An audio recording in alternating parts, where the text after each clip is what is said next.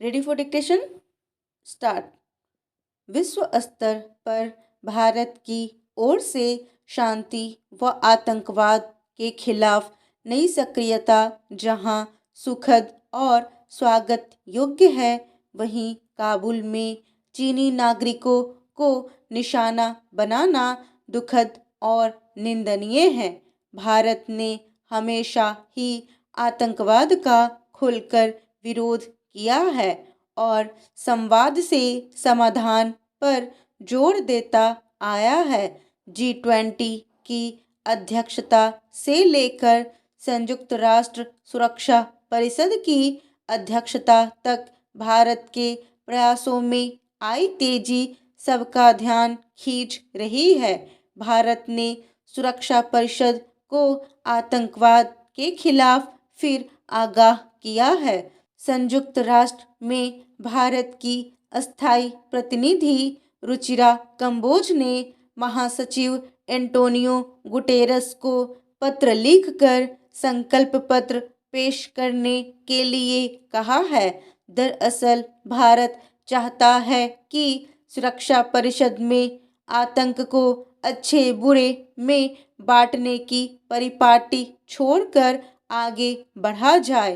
भारत ने उचित कहा है कि आतंकी कृत्यों को धार्मिक या वैचारिक रूप से बांटने से आतंकवाद से लड़ने की साझा वैश्विक प्रतिबद्धता कम होती है। वाकई ऐसा ही होता आया है। भारत ने बार बार कहा है कि आतंकवाद को एक ही नज़र से देखना चाहिए।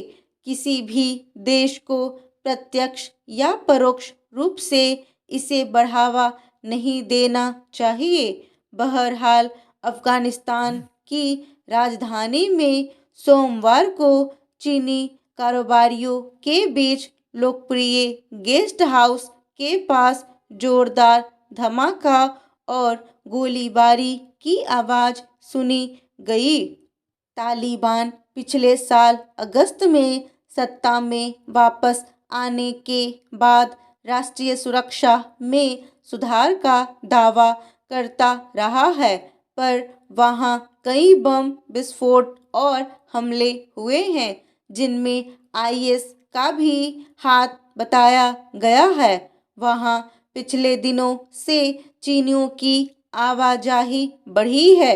अफगानिस्तान के विकास के लिए वहां विभिन्न देशों के व्यापारियों का आना अच्छी बात है, पर हमलावरों ने अगर चीनियों को निशाना बनाया है तो यह चीन सरकार के लिए गंभीरता से सोचने का समय है। चीन फिलहाल अफगानिस्तान के साथ 76 किलोमीटर की सीमा साझा करता है और उसने तालिबान शासन को मान्यता नहीं दी है, लेकिन अफगानिस्तान में उसकी सक्रियता बढ़ रही है। चीन वहां पूर्ण राजनयिक मौजूदगी बनाए रखने वाले चंद देशों में शामिल है।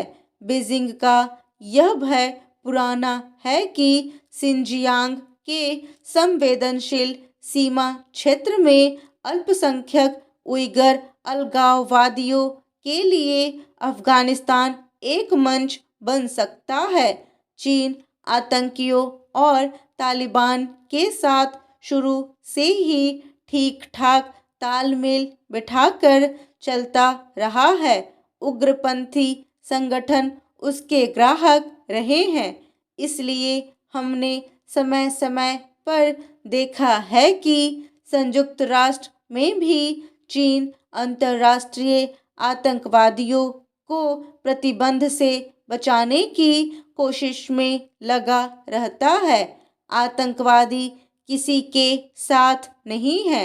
आतंकवाद को पालने पोसने में किसी का भी अस्थायी हित नहीं है, तो उसके प्रति जरा भी उदारता क्यों बरती जाए। चीन अपने देश के अंदर आतंकवाद का फंड बुरी तरह कुचलता रहता है, लेकिन ठीक वैसा ही वह दुनिया के किसी भी कोने में नहीं करता।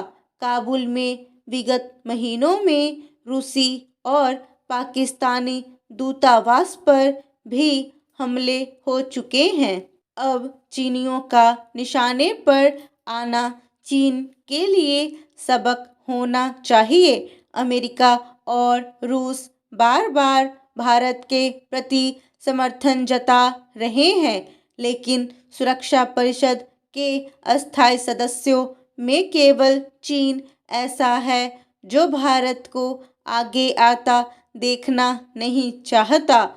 आतंकवाद के खिलाफ भारत को साथ लेने और ईमानदारी के साथ आगे बढ़ने में ही भलाई है। पता नहीं चीन कब यह समझेगा।